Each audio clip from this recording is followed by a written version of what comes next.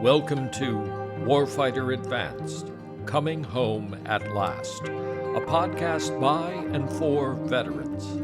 Warfighter Advance is an organization whose mission is the successful reintegration of every warfighter.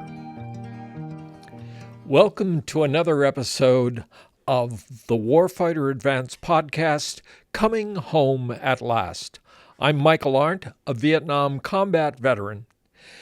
Today, joining me is Richard Wong Sing, a Marine veteran and also an alumnus of the Warfighter Advance program. Welcome, Richard. Thank you. Richard, tell me about your service in the Marines and your deployments. I spent 14 years in the Marine Corps. I've deployed to the Westpac. I had a Westpac deployment and a couple Mediterranean deployments where we ended up in the Middle Eastern hotspot. My unit back in '83 was attacked by a suicide bomber, and it killed 241 of our people over there. It was a long time ago, but it's still very vivid for you. It's like it just happened yesterday. Yeah. It's just something you just can't get away from or can't forget. What led you to Warfighter Advance? One of my Marines that's a survivor of the Beirut bombing, he came to war fighting a couple of years before I did, and has been trying to get me to come here. Or I talked to Dr. V back then, but I just kept putting it off because I wasn't ready to. I just wasn't ready for it. I'm glad I came though, because when I came here, I was a mess. You know, people didn't know what was going on in my head. And I was able to relax and talk about it because I was amongst other vets. Not like it was before. I wasn't around any vets, so I just pretty much kept everything to myself. When did you separate from the Marines? When did you leave the Marines? November 1990. So you were out for a number of years. What did you do in civilian life? I drove trucks over the road. And that's kind of a lonely existence, isn't it? Well, I didn't like being around people. Kind of kept to myself because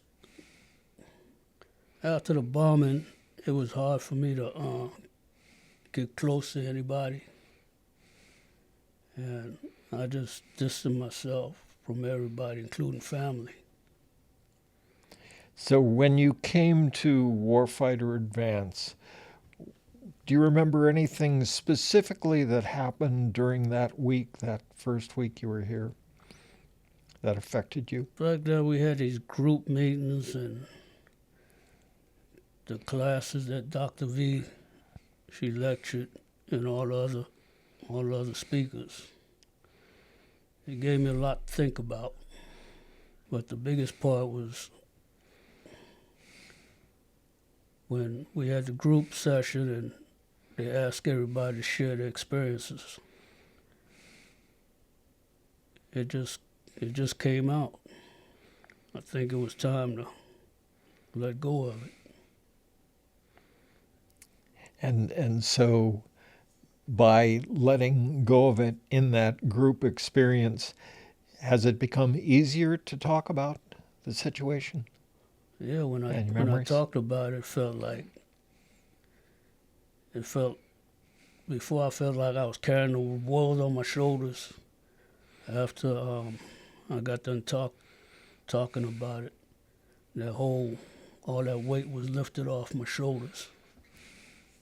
And now you're back at Warfighter Advance as a mentor. Tell me about that experience. It's been great for me. This is my second time here as a mentor, and it's been great. What's important for you as a mentor? I like sharing my experiences and encourage others to not to hold on to what's bothering them. Just talk about it, because we're all veterans here. We all go through different things during our military time and time after our military career is over. But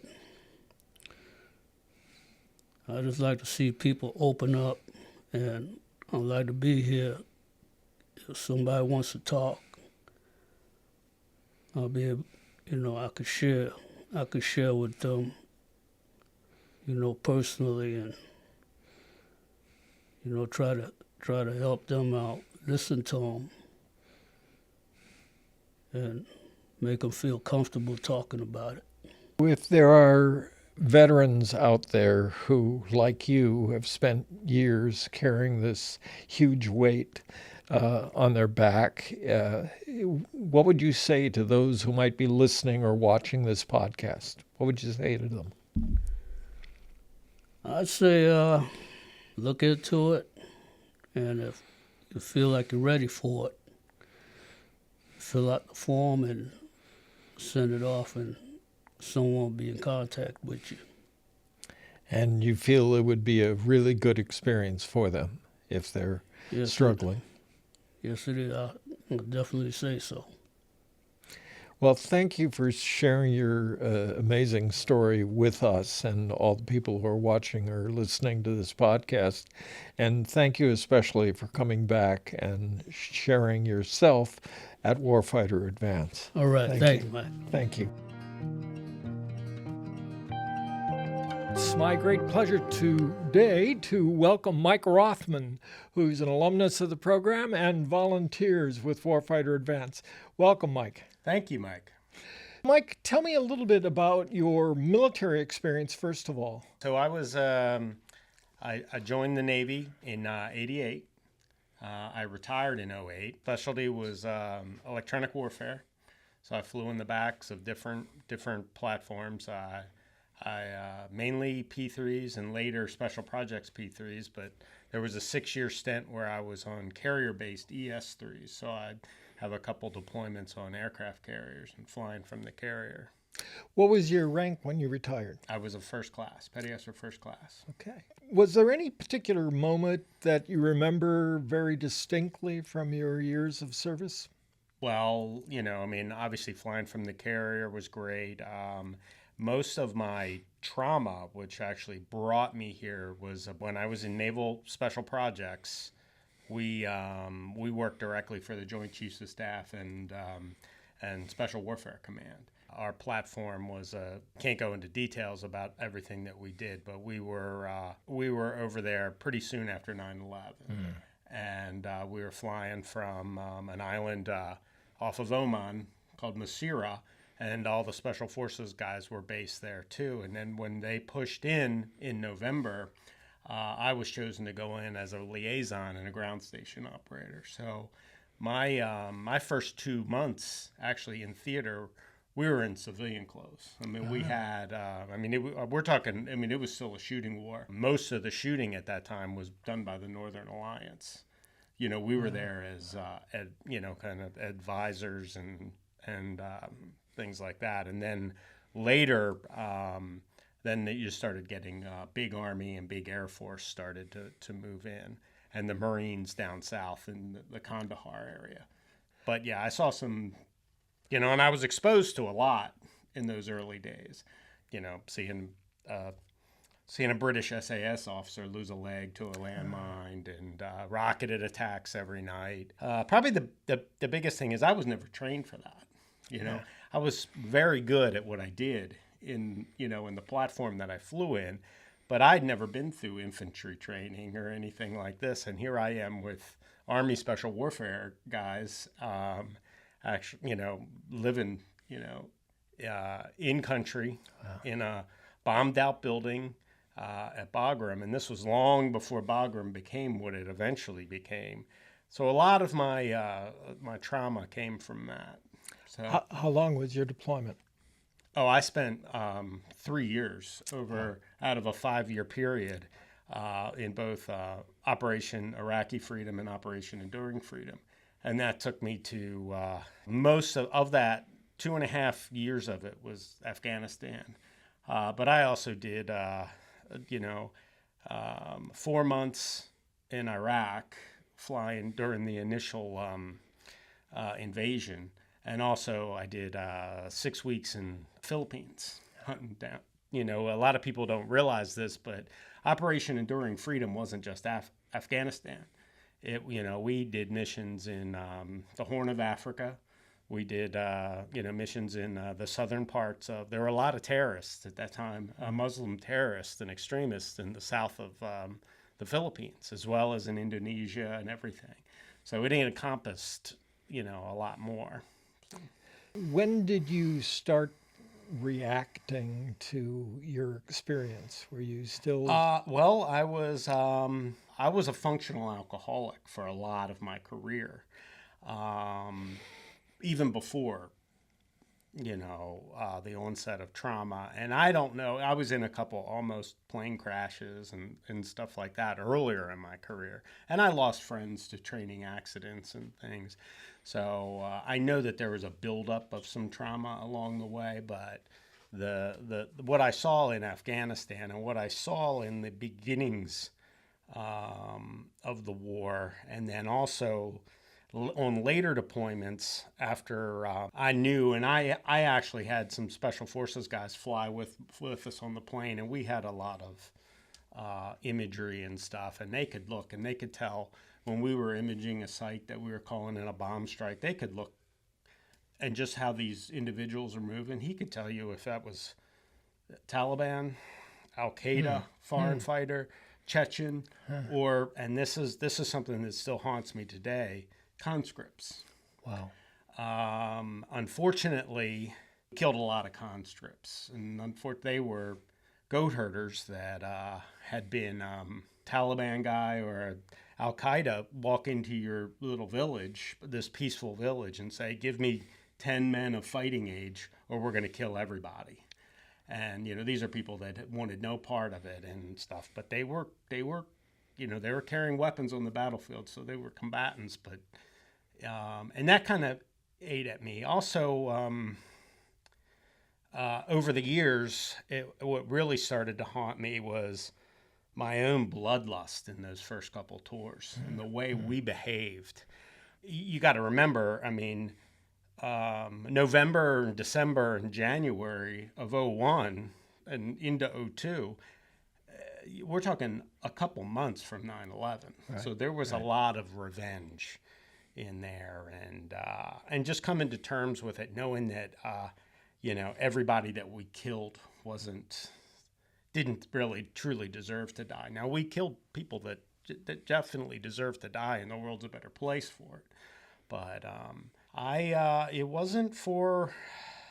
I was actually still in the Navy. I transferred from Naval Special Projects, and I went to Pax River Naval Air Station, and did my last tour down there. And it was there that I was starting to wake up crying at night and not realizing why. In working with, and I didn't seek help for this, I did a lot of self-medicating with alcohol. I never sought help because, I saw people come home not whole, or not come home. And it wasn't until I met Doc V at Warfighter, I met her through a mutual friend that actually had shared my story and the things and my struggles with alcoholism, PTSD, and PTSD related. Told that individual that I would really benefit from this program. And then I I got hooked up and I went through So what Evo did you go through? 38. So not too long ago, within the last year. About that. I guess it was about a year ago. What was it like going through that program that week? I didn't know what to expect.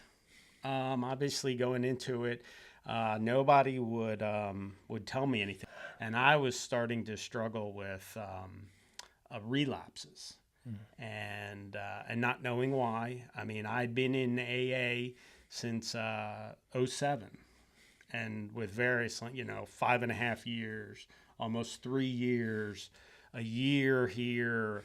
And then particularly before I came here to this Evo, I was able to put together 2 months, and then I would go out for 2 weeks. And only by the grace of God did I make it back each time. And it was not a good combination at all. So if you were to talk to someone, a vet like yourself who is struggling, what would you say to them about Warfighter Advance? It's definitely good. I would say that first of all, if you're a dual diagnosed person like myself, if you suffer from alcoholism or any type of substance abuse on top of PTSD, you need to treat both. And because my alcoholism will use my PTSD against me and vice versa. And you have to seek outside help. Treating one and not the other is a recipe for disaster. And that's what I did for a long period of time. And Warfighter helped was a more holistic. It's more of a holistic about being a better, person and understanding your body and understanding what medications do, and the side effects that they all have can a lot of times be worse than what they're trying to correct, especially when all they're doing is treating a symptom and not the source of what's causing those symptoms. I got a lot out of it. I met, a lot of good people. Now you've come back and you volunteer to help Warfighter. And actually, my father is involved. My father went Great. through Evo. He is a Vietnam veteran, Great. and he went through Evo 39, I believe. He went the next month after mine. So, and he also volunteers. It's easy for us because we both live in Baltimore County. So it's we're 45 minutes away. Well, thank you for sharing your story, and all my best wishes for continued recovery and welcome back. Okay. Well, thank you. Thank Thanks you. for having me. Thank you. Okay. This has been another episode of Warfighter Advance podcast, Coming Home at Last. Thank you for joining us for the Warfighter Advance Coming Home at Last podcast. Warfighter Advance envisions a world where warfighters are fully restored through a non-medical process. To achieve that vision, Warfighter Advance sponsors 6 7-day training sessions each year to which veterans and active duty service members can apply, and for no cost to the warfighter. If you or those you know are struggling with issues related to reintegration, please contact us through our website. We are dedicated to lead the way so that every warfighter has the information, tools, and support they need to successfully reintegrate. Until next time, this is Michael Arndt on behalf of Warfighter Advance.